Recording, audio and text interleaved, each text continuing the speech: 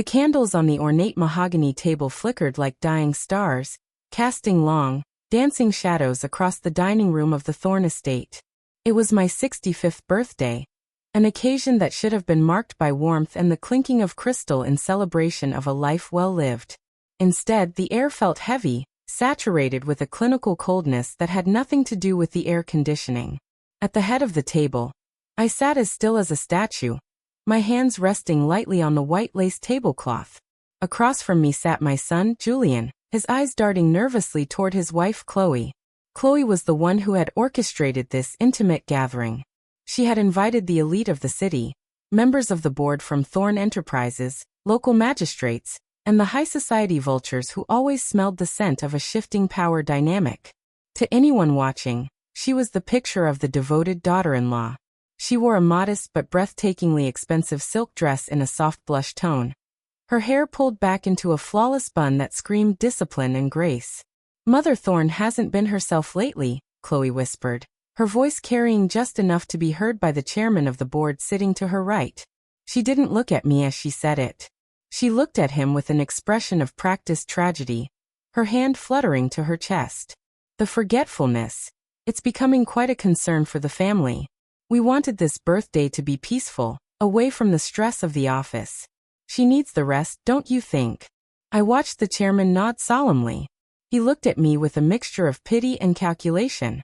To them, I was no longer the woman who had built the Thorne empire alongside my late husband. I was an asset that was depreciating, a legend fading into the fog of senility. The sting of her words should have hurt, but I felt a strange, cold clarity instead. Chloe had spent the last 6 months planting these seeds. She had moved my keys, hidden my glasses, and even altered the labels on my medication. Small, gaslighting gestures designed to make me doubt my own mind. She wanted the world to believe I was losing my grip, so she could tighten hers on the Thorne legacy. "Isn't that right, Elena?" Chloe suddenly turned her gaze toward me, her smile bright and brittle. "I was just telling Mr. Harrison how much you enjoyed the quiet gardens at the sanatorium we visited last week. You remember, don't you?" The table went silent. Every eye was on me, waiting for the stumble, the stutter, the vacant look that would confirm Chloe's narrative. My son Julian looked down at his plate, unable to meet my eyes. He was a good man, but he was weak, and he had been blinded by Chloe's sharp beauty and sharper tongue. I had a choice in that moment. I could have stood up and screamed. I could have recited the quarterly earnings of the company back to 1995 to prove my lucidity. I could have exposed her lies right then and there. But I knew the rules of this game. In the world of the ultra-wealthy, the one who loses their temper loses the war. If I fought back with anger, it would only look like the agitation Chloe had warned them about. So, I did something far more dangerous. I tilted my head slightly, offering her a soft, vacant smile, the kind a grandmother gives to a child she doesn't quite recognize. I reached out and patted her hand, feeling her skin crawl beneath my touch. Then I turned my attention back to my cake. I picked up my silver fork and carefully took a small bite of the dark chocolate, savoring the bitterness. I didn't say a word. "She has her good days and her quiet days," Chloe continued, her voice gaining a triumphant edge as she turned back to the guests. "Tonight is just a quiet one. It breaks Julian's heart truly. But we are here to protect her. We are here to ensure the Thorne name remains untarnished, even if the one who carries it is tired." The guests began to murmur among themselves, their conversations drifting toward the future of the company. A future that clearly didn't include me. Chloe was in her element, holding court, pouring wine, and playing the role of the tragic, burdened saint. She was so intoxicated by her own performance that she didn't notice the way I was observing the room. I wasn't just sitting there. I was documenting. I noticed which board members leaned in toward her when she mentioned new leadership. I noticed which of our friends were already eyeing the art on the walls as if it were up for auction. Most importantly, I noticed the smug, self-satisfied glint in Chloe's eyes every time she looked at my silent form. She thought my silence was a white flag. She thought I had finally broken under the weight of her manipulations. She saw a woman defeated by age and treachery. What she failed to understand was that silence isn't always a void. Sometimes it's a reservoir. By not speaking, I was letting her write her own indictment. Every lie she told to the chairman, every exaggerated sigh she offered to the guests, was being recorded in the silent ledger of my mind. She was building a magnificent, towering structure of deceit, and she was building it on a foundation of sand. As the night wore on, the surprise party transitioned into a wake for my career. Chloe produced a toast, raising her glass high. To Elena, she said, her voice ringing out through the dining hall. May she find the peace and the rest she so richly deserves. To Elena, the room echoed, the sound of crystal clinking together sounding like the closing of a vault door. I raised my glass too, mirroring their gesture. I looked Chloe directly in the eyes. For a split second, I saw a flicker of doubt in her expression, a momentary recognition of the predatory sharpness still lurking behind my clouded gaze. But it vanished as quickly as it appeared, replaced by her boundless arrogance. I drank the wine. It was a vintage from the year my husband and I had opened our first hotel, the Halbrook Grand. It was a wine that tasted of hard work, ambition, and a legacy that I would never allow a social climber to dismantle. As the guests began to filter out, offering me patronizing pats on the shoulder and get well soon whispers, Chloe leaned down close to my ear. The scent of her expensive perfume was suffocating. You did so well tonight, Elena, she hissed, her voice a sharp contrast to the honeyed tones she had used with the guests. Just keep staying quiet like a good little girl, and I might let you stay in the guest wing instead of the facility. But don't get too comfortable. By this time next month, your signature won't be worth the paper it's written on. She pulled away, flashing a brilliant smile at a departing senator, and walked him to the door, her arm linked through Julian's. I sat alone at the table, the candles now nothing but stubs of wax and flickering wicks. The house was silent, save for the distant sound of Chloe's laughter echoing from the foyer. She thought she had won. She thought she had gift-wrapped my downfall and presented it to me on my own birthday. She didn't realize that I was the one who had given her a gift tonight.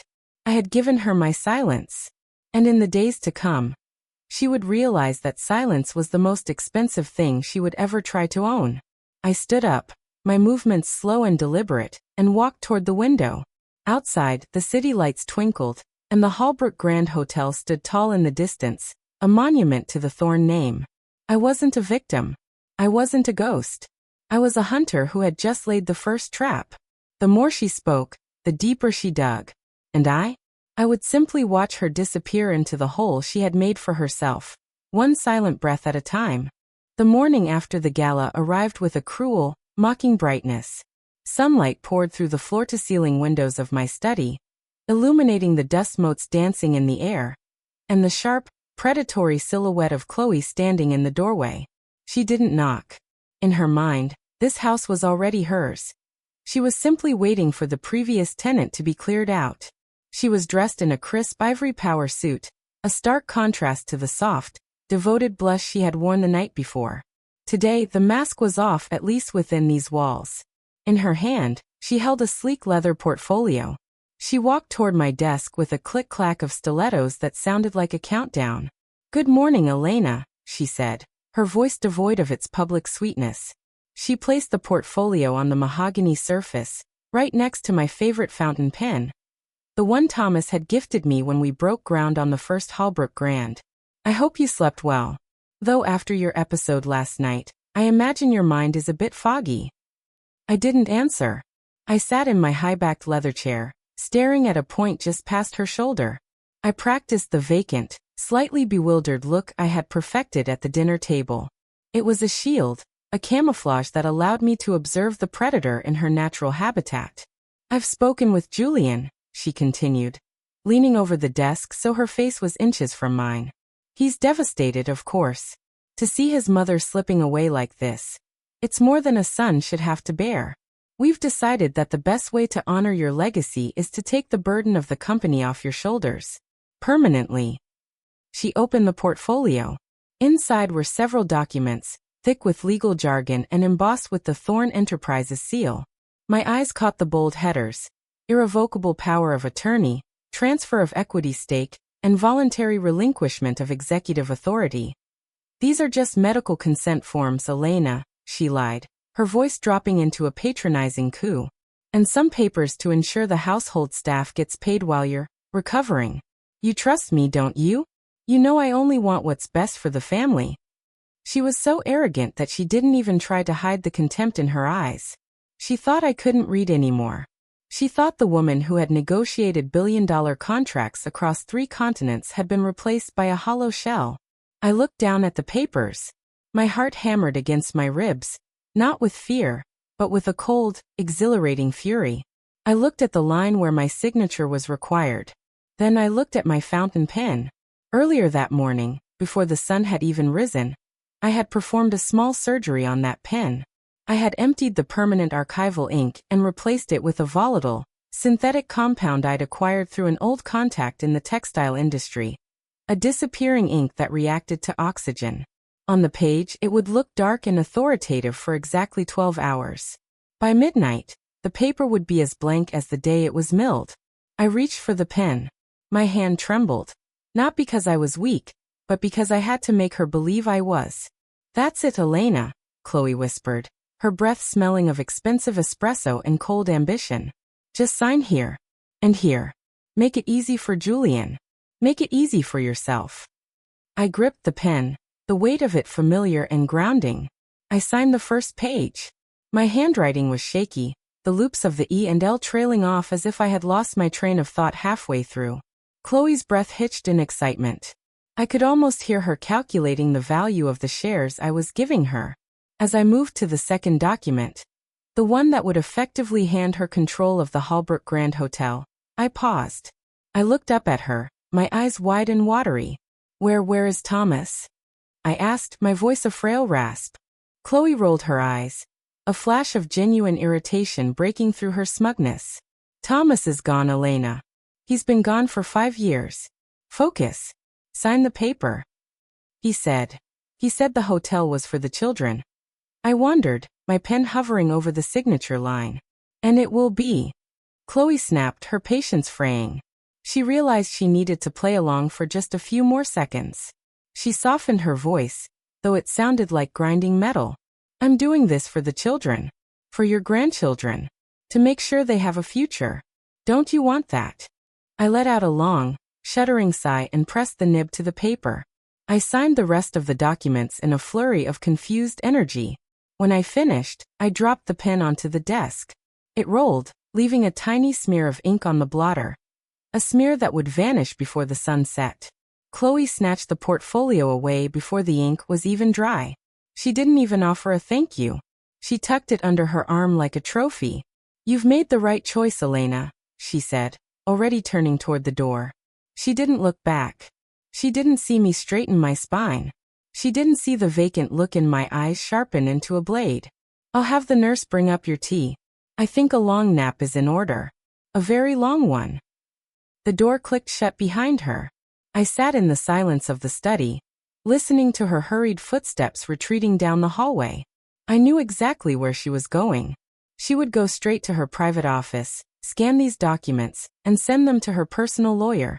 Not the company lawyer, but someone she had hired in secret. She would want to file them electronically by the end of the business day. What she didn't know was that I had already spent the morning with the real company lawyers. I had placed the Thorne estate under a temporary protective trust 48 hours ago, citing suspected internal fraud. Any attempt to transfer shares or power would trigger an immediate internal audit and an automatic notification to the SEC. But I needed her to try. I needed the paper trail of her theft. I needed the digital timestamp of her filing those forged, disappearing documents. I stood up and walked over to the portrait of my husband, Thomas. Behind the oil canvas, hidden in the frame, was a small, high-definition pinhole camera. I reached up and adjusted it slightly. It had captured everything. The way she had leaned over me, the way she had lied about the nature of the documents, the way she had bullied a woman she believed to be mentally incapacitated. I picked up the fountain pen from the desk and capped it. Good companies aren't destroyed by competition. I whispered to the empty room, echoing Thomas's favorite mantra. They're destroyed by the wrong people running them. I looked at my watch. It was 10:15 a.m. Chloe had exactly 13 hours and 45 minutes before her world turned into a ghost story. She was currently at the Halbrook Grand, likely ordering the staff to change the locks on the executive suite, unaware that she was carrying a briefcase full of vanishing illusions. I walked to the window and looked out at the estate. The gardeners were trimming the hedges, the fountain was bubbling peacefully, and the world looked exactly as it had yesterday. But the war had begun. Chloe wanted a silent mother-in-law. She wanted a woman who would sit in the shadows and fade away. I would give her exactly what she wanted. I would stay silent. I would stay invisible. And while she was busy celebrating her hollow victory, I would prepare the stage for her final act. Because on my birthday, I hadn't just signed away my life. I had signed the warrant for hers. The ink was already beginning to fade. The mansion had never felt so vast, nor so cold. In the week following the signing of the documents, I transformed into a phantom in my own home. I moved through the hallways with a deliberate, haunting slowness, often stopping to stare blankly at walls or mutter fragments of half-remembered conversations. It was an exhausting performance, but it was necessary. I needed Chloe to feel so secure in her victory that she would become careless. She didn't disappoint. By the third day, the devoted daughter-in-law had completely evaporated. Chloe began purging the house of what she called the clutter of the past. I sat in the conservatory, wrapped in a thick wool shawl despite the warmth of the afternoon, and watched through the glass as two workmen hauled Thomas's antique oak desk toward a moving van. "That's going to the auction house, fellas," Chloe shouted from the veranda, her voice sharp and ringing with authority. She turned to see me watching her. She didn't flinch. Instead, she walked toward the conservatory, her heels clicking rhythmically on the stone floor. A sound that had become the heartbeat of my new, silent world. "Don't look so mournful, Elena," she said, stepping inside and checking her reflection in the glass of the herb cabinet. "It was just a piece of wood. I've already ordered a custom Italian marble piece for the study. It's time this house looked like it belongs to the current century, don't you think?" I tilted my head, letting a strand of hair fall over my face. I blinked slowly thrice, and then whispered, "Thomas." Thomas said the wood came from the old estate. He said the history was in the grain. Chloe let out a short, jagged laugh. "History is for people who don't have a future. And you, Elena? Your history is officially over. Julian and I are the ones holding the pen now." She leaned in closer, and for a moment, I saw the true depth of her greed. It wasn't just about the money, it was about the erasure of me. She wanted to peel my name off the buildings, out of the ledgers, and off the very walls of my home. "You're lucky we're even keeping you here," she hissed. "I've been looking at some very exclusive facilities in the countryside.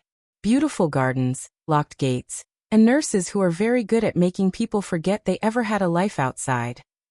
I didn't blink. I didn't cry. I simply let my jaw slacken slightly and looked past her at a potted fern. Inside, I was counting the seconds.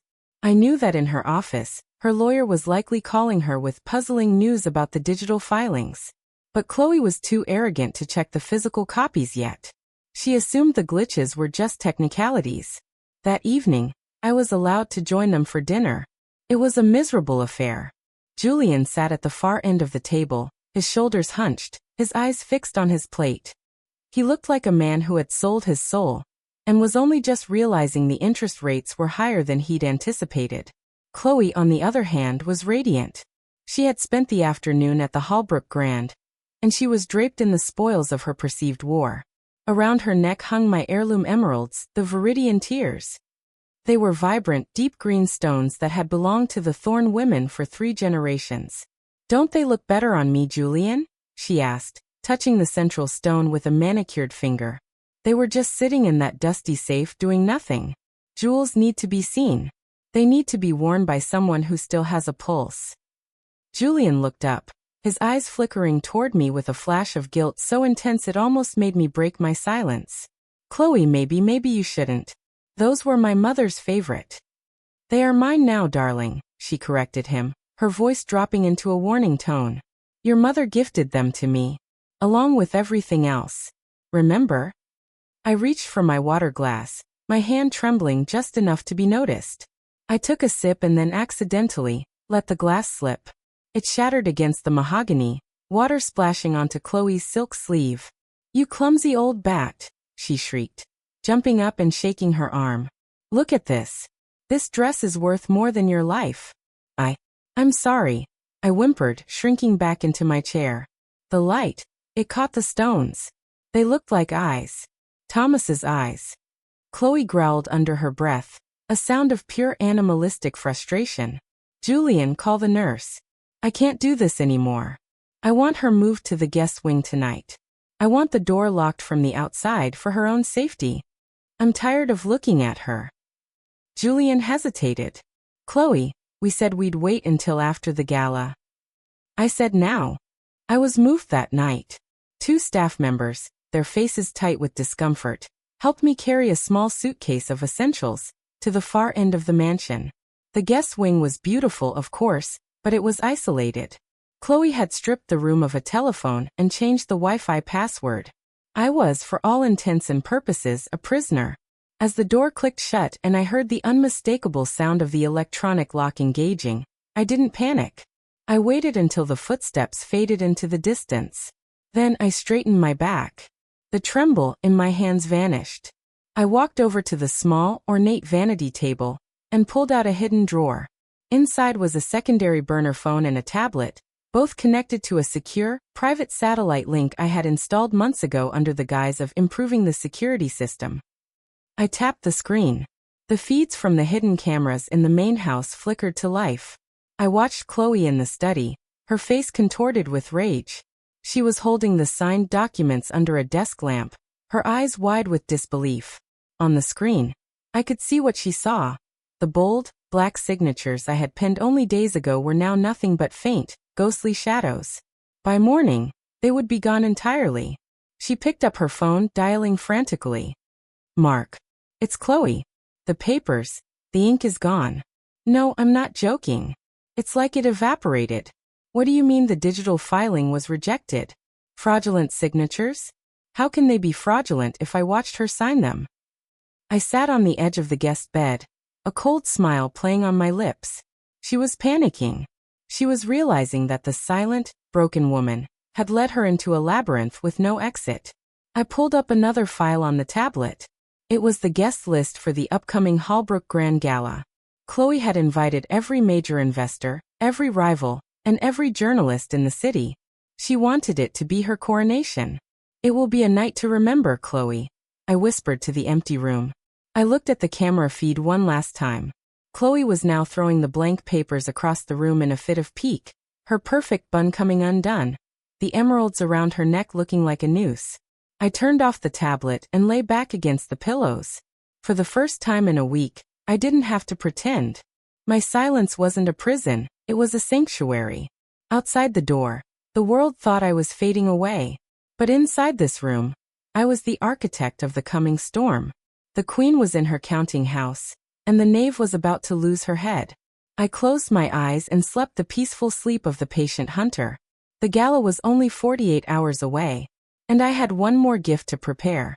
The day of the annual Halbrook Grand Gala arrived with an atmospheric tension that vibrated through the very foundations of the estate.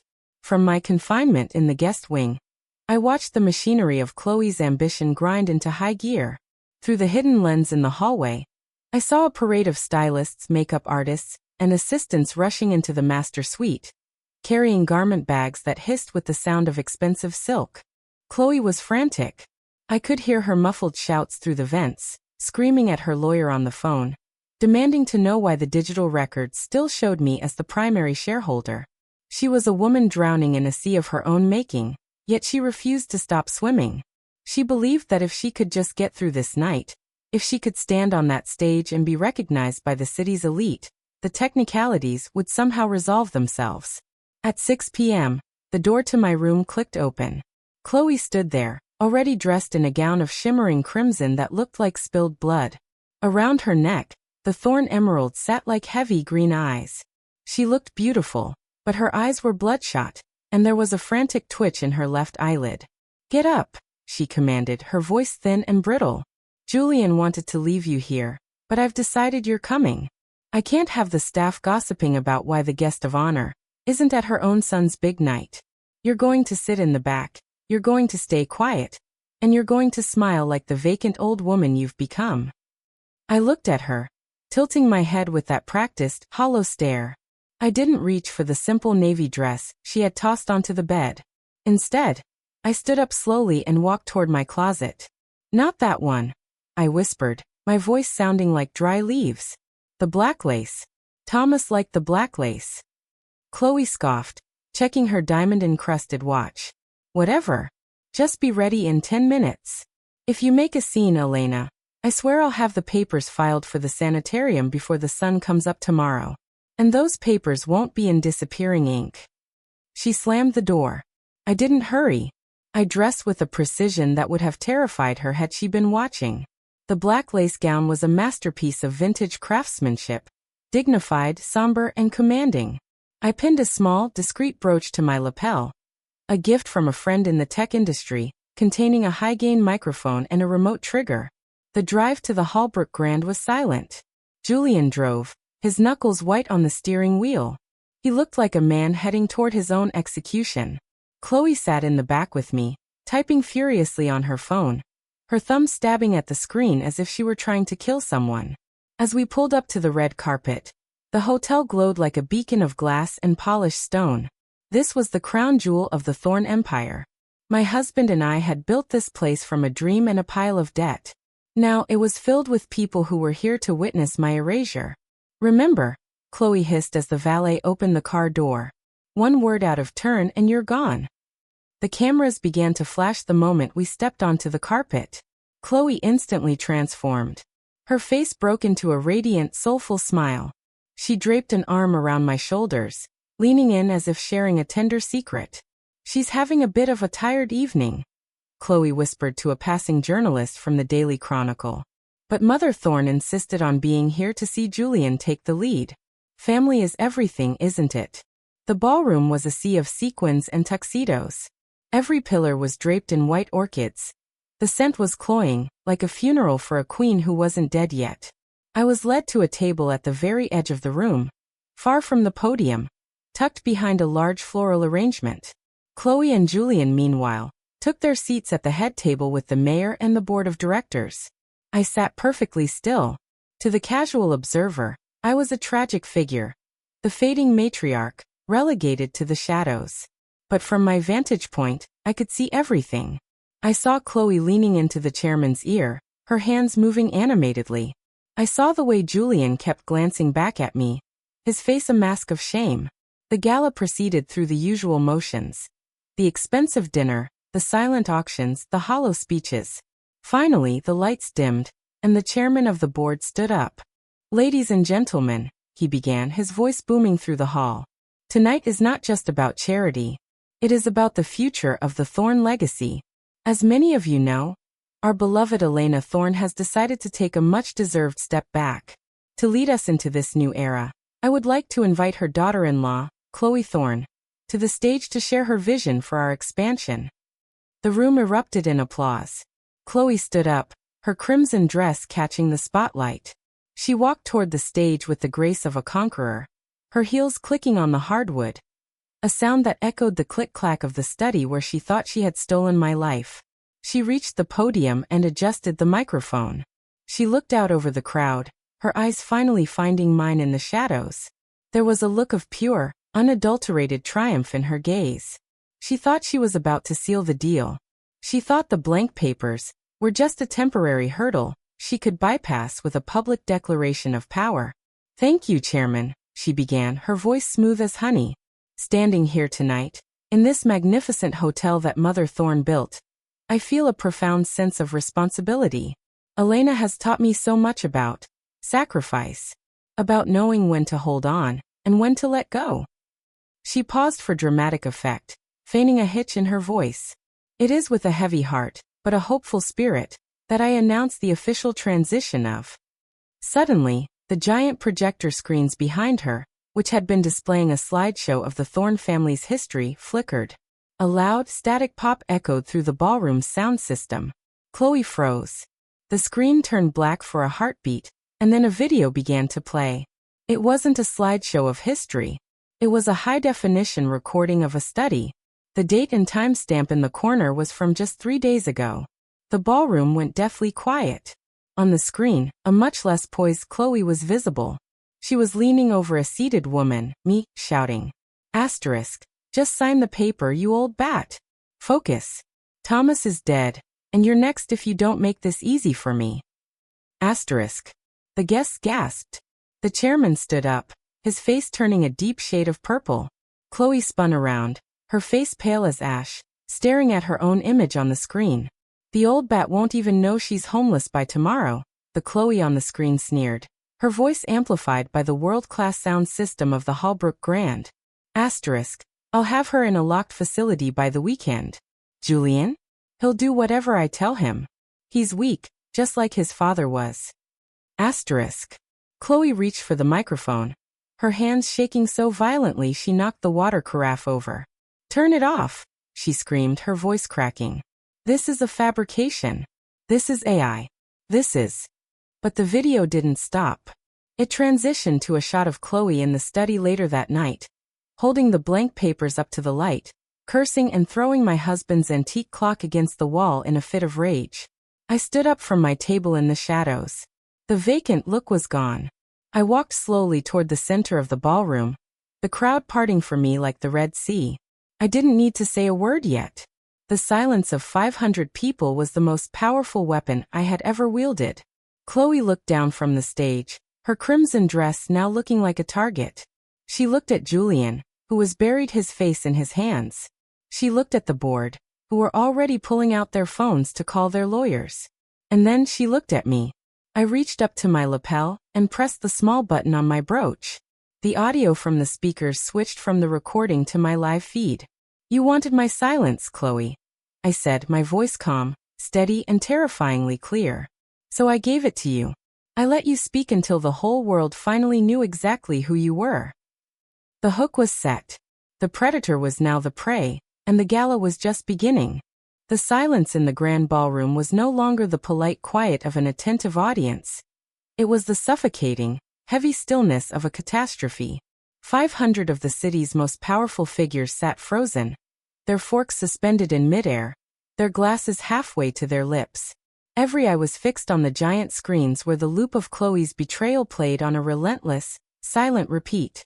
Chloe stood at the podium, her hands gripping the wood so hard her knuckles turned a ghostly white.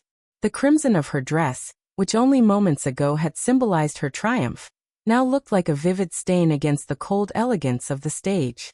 She opened her mouth to speak, but only a dry, rattling sound came out. The poise, the grace, the carefully constructed persona of the devoted daughter-in-law had shattered into 1,000 jagged pieces. I continued my walk toward the stage. Each step I took was measured, the sound of my low heels on the polished floor echoing like a drumbeat in the silence. The crowd parted instinctively. I saw the chairman of the board, Mr. Harrison, sinking back into his chair, his face a mask of profound disgust. I saw the journalists at the back of the room frantically typing on their laptops, their cameras flashing not for Chloe's coronation, but for her public execution. As I reached the foot of the stairs leading to the stage, Julian finally moved. He stood up from the head table, his face buried in his hands for a moment before he looked up at me. His eyes were red, filled with a mixture of horror and a sudden, devastating realization. Mother, he whispered, his voice cracking. He reached out a hand, but he didn't move toward Chloe. He moved toward me. I didn't stop. I walked past him, my gaze fixed solely on the woman trembling behind the microphone. I climbed the stairs, the black lace of my gown whispering against the wood. When I reached the podium, Chloe recoiled as if I were a ghost returned from the grave. This is a setup, she hissed, though the microphone picked up her frantic whisper for the entire room to hear. You're crazy. Everyone knows you're losing your mind. You fabricated this. You're trying to ruin me. I stood beside her, looking out at the sea of faces. For months, I had been the vacant old woman in the corner. Tonight, the fog had lifted, and the lioness had returned. I reached out and calmly adjusted the microphone, tilting it toward me. A setup requires a lie, Chloe, I said, my voice resonating through the hall with a cold, crystalline authority. But the camera doesn't lie. The audio doesn't lie. And most importantly, the blank papers in your briefcase don't lie. The room erupted into a low, frantic murmur. Blank papers? Someone from the front row whispered. I turned back to Chloe, who was hyperventilating. You thought my silence was weakness. You thought that because I stopped fighting you, I had stopped watching you. You spent so much time measuring the curtains in my house that you forgot who built the house in the first place. I signed those papers, she screamed, losing all sense of decorum. The guests recoiled at the shrillness of her voice. I have your signature. You gave me the company. You gave me everything. I gave you exactly what you deserved, I replied. I reached into the small clutch bag I was carrying and pulled out a single sheet of paper. I held it up for the cameras to see. It was a copy of the temporary protective trust one had filed days before she ever brought her contracts to my study. This company was never yours to take. It was under legal protection the moment you began your campaign of gaslighting and fraud.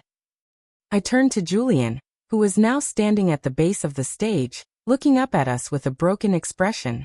Julian, your father used to say that good companies aren't destroyed by competition. They are destroyed by the wrong people running them. I paused, letting the words sink into the heavy air. I spent 40 years building the Thorn legacy. I did not do it so a thief could wear my jewelry and sell my soul while I was still breathing. At that moment, the double doors at the back of the ballroom swung open.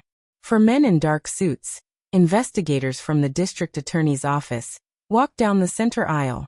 The sound of their footsteps was the final nail in the coffin of Chloe's ambition. Chloe saw them and let out a strangled cry. She turned to flee backstage, but I reached out and caught her wrist. My grip was iron. The shaky, weak hand she had mocked for months was now a shackle. You aren't going anywhere, Chloe, I whispered, loud enough for only her to hear. You wanted to be the center of attention tonight. Now the whole world is watching. The lead investigator reached the stage. Chloe Thorne? We have a warrant for your arrest on charges of corporate fraud, grand larceny, and elder abuse. You'll need to come with us. The flashing of the cameras became a blinding strobe light. The high society guests, the people Chloe had worked so hard to impress, were now standing on their chairs to get a better view of her disgrace. There was no pity in the room. In the world of the elite, there is nothing more unforgivable than getting caught. As the officers moved to cuff her, Chloe turned to Julian, her face contorted in a desperate, ugly mask. Julian, do something. Tell them she's lying. Tell them she's sick. Julian looked at his wife, the woman he had allowed to dismantle his family, and for the first time in years he didn't look away. He looked at the emeralds around her neck, then he looked at me. She's not the one who's sick, Chloe, he said, his voice hollow and filled with a bitter clarity. I was the one who was blind. The officers led her down the stairs. She struggled at first, her crimson gown bunching up, her heels tripping on the steps, until she realized the futility of it. She was led out through the very same red carpet she had strutted across 2 hours ago. But this time, the cameras weren't capturing her smile. They were capturing her shame. The ballroom remained in a state of shock. The chairman stood up, looking uncertainly at me. Elena. We had no idea. We were told. I know what you were told, Arthur. I interrupted, my voice softening but remaining firm. And we will have a long discussion about the board's due diligence tomorrow morning.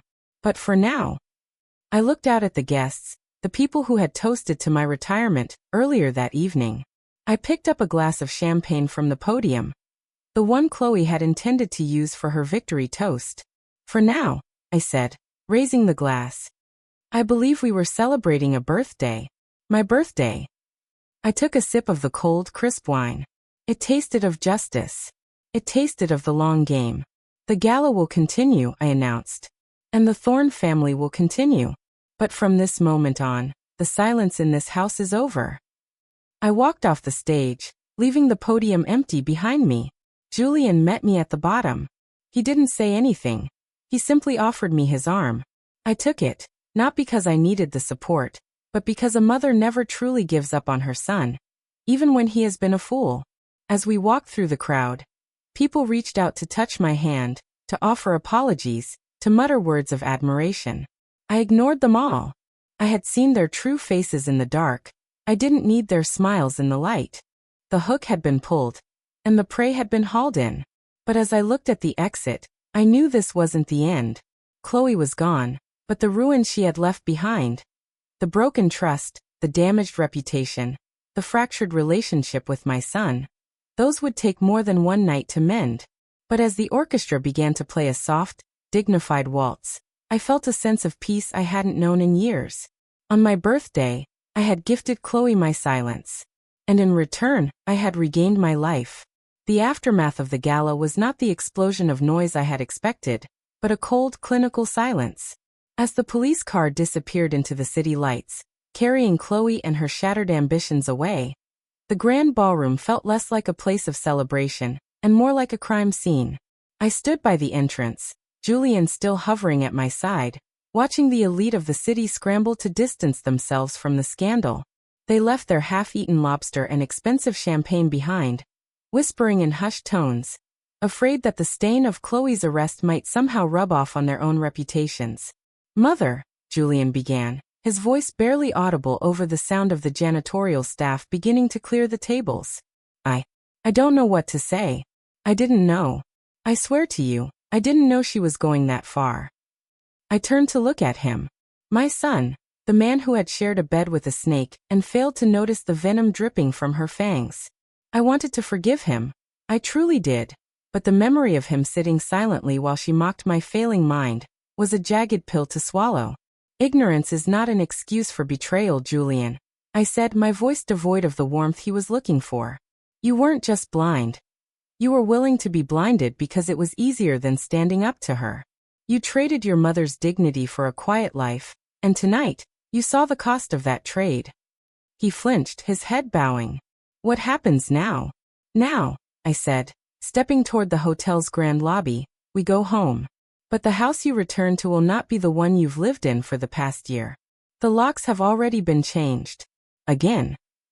The drive back to the estate was different this time. I sat in the back, and Julian drove in a heavy, suffocating silence. When we arrived, the mansion was bathed in moonlight, looking like a silent sentinel guarding the secrets of the Thorne family. At the door stood Mark, my head of security and a man who had been loyal to my late husband, Thomas, for 3 decades. He handed me a fresh set of keys and a tablet.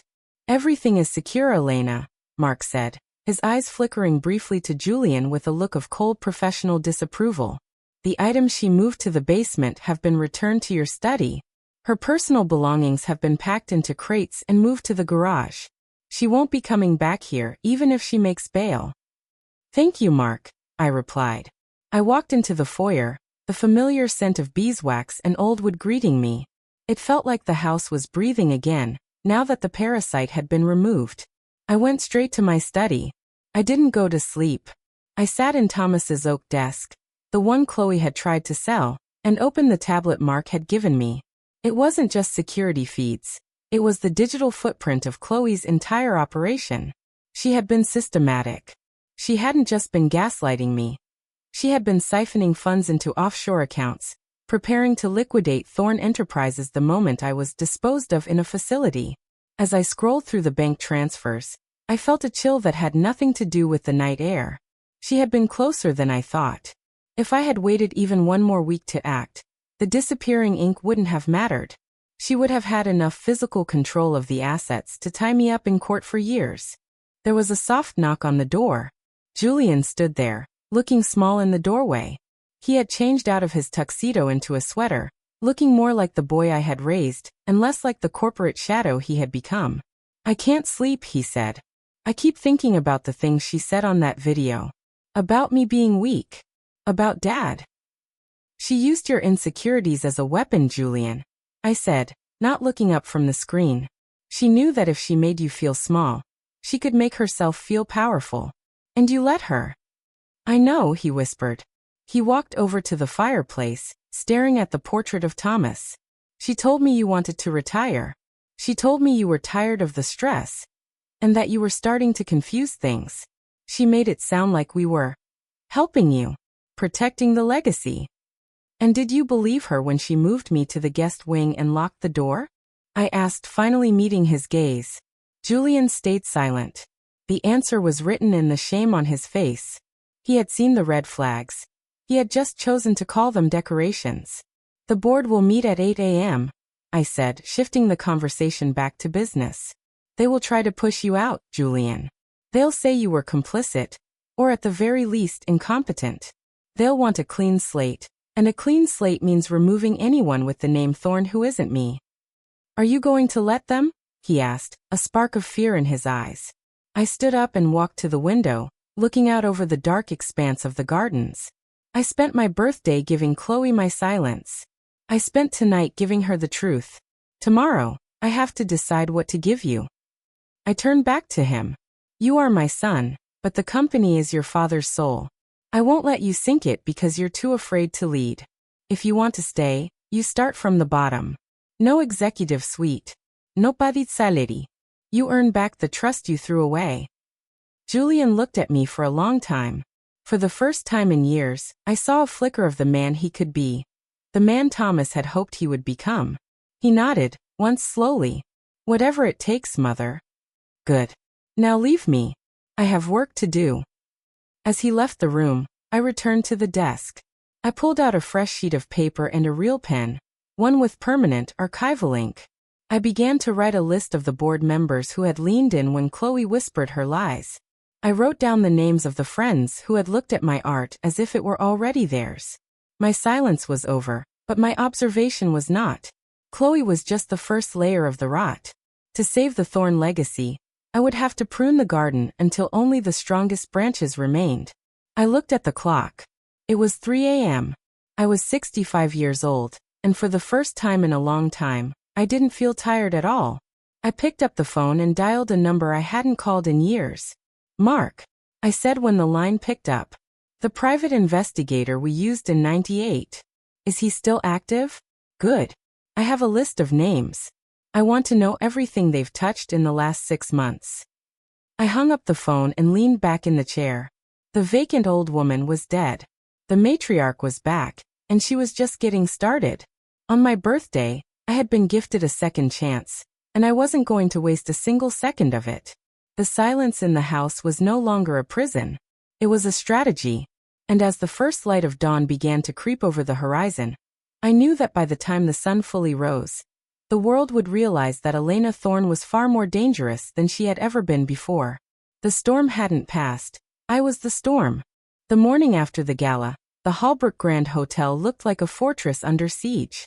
Reporters swarmed the main gates like vultures circling a fallen empire, but inside the presidential suite, the air was as still as a frozen lake.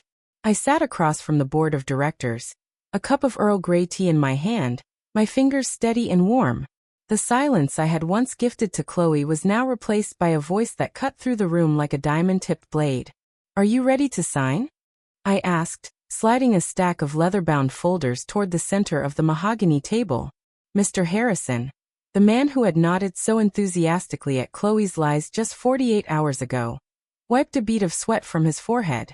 The arrogance that usually defined his posture had collapsed, leaving behind a man who looked every bit his age. Elena, we had no idea of the scale of her deception. We truly believed you were looking for a graceful exit. You believed what was convenient for your bank accounts, Arthur, I replied, my gaze unblinking as I looked at each of them in turn. You hoped I would fade away so you could manipulate a young, ambitious woman who didn't know where the skeletons were buried. But I built this board, and I know exactly which of you received consultation fees from Chloe's offshore accounts. If these resignation letters aren't signed by 9 o'clock, that list goes to the district attorney. One by one, the most powerful men in the city bowed their heads and put pen to paper. They had underestimated a mother, a widow, and a founder. They had mistaken my patience for senility and my silence for surrender. By 9:15 a.m., the Thorne board was a clean slate. When the room finally emptied, Julian stepped in from the balcony. He looked exhausted, his shadow long and thin against the plush carpet. He stared at the signed documents, the end of an era and the beginning of a reckoning. You dismissed them all, he whispered, sounding more like the boy who used to hide behind my skirts than the executive he pretended to be. What happens to the company now? I am pruning the garden, Julian, I said, standing up and smoothing the front of my black silk suit. And you are going to help me replant it. I've appointed Mark as the interim COO. You will work under him, starting tonight. But you won't be in an office. You'll be managing the front desk of this hotel. No title, no driver, no executive perks. If you want to carry the Thorne name, you will learn to serve the people who make this name possible. Julian didn't argue. For the first time in his adult life, the defiance had left him, replaced by a quiet, somber gratitude. I'll be there at 6, Mother. Later that afternoon, I drove myself to the county jail. The visit was not born of mercy, but of closure. Behind the reinforced glass of the visitation room, Chloe looked unrecognizable. The crimson silk and Thorne emeralds were gone, replaced by an oversized orange jumpsuit that made her skin look sallow and sickly. Her hair, once a masterpiece of styling, was matted and dull. Have you come to gloat, Elena? She spat, her voice raspy from shouting at her lawyers. To see the trash taken out? I came to return something to you, I said softly. I slid a small, printed photograph through the slot in the glass. Chloe picked it up with trembling fingers. It was a still frame from the gala. The exact moment I had stood up from the shadows, bathed in the glow of the projector, while she stood on stage looking like a cornered animal. In the photo, the contrast was poetic. A queen returning to her throne and a thief realizing the locks had been changed. Why? She whispered, her eyes filling with a frantic, ugly sort of tears. To remind you that in our world, the loudest person in the room is rarely the most powerful, I said, my voice barely a whisper yet filling the small space. You wanted my legacy, Chloe. Now you have it. A lesson in the weight of silence. You'll have a decade or more in a cell to study it. I stood up, adjusting my gloves. I didn't wait for her to scream or beg. I walked out of the sterile, gray building and into the brilliant autumn sunshine. The air was crisp, smelling of turning leaves and rain. I drove back to the Thorne estate. The house was quiet, but it was no longer the haunting, oppressive quiet of betrayal. It was the peaceful silence of a temple that had been purified. I walked into the study, the heart of the home, and poured a single glass of vintage port. I stood before Thomas's portrait, the light from the fireplace dancing across his painted eyes. You were right, Thomas, I murmured, raising my glass to the man who had started it all. Asterisk, asterisk, good companies aren't destroyed by competition. They're destroyed by the wrong people running them. Asterisk, asterisk. I smiled, a real smile, one that reached my eyes for the first time in years. I had lost a daughter-in-law, nearly lost a son, and very nearly lost my sanity.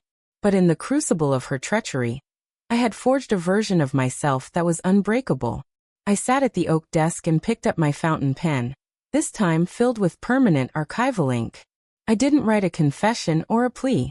I began to draft the new bylaws for the Thorne Foundation, ensuring that no single person could ever hold the power to dismantle what we had built. On my birthday, I had gifted her my silence. It was a Trojan horse, a beautiful, quiet thing that she had welcomed into her heart, only to let it destroy her from the inside out. As the sun set over the estate, casting long, golden fingers across the lawn, I felt a profound sense of equilibrium. The vacant old woman was a ghost of the past.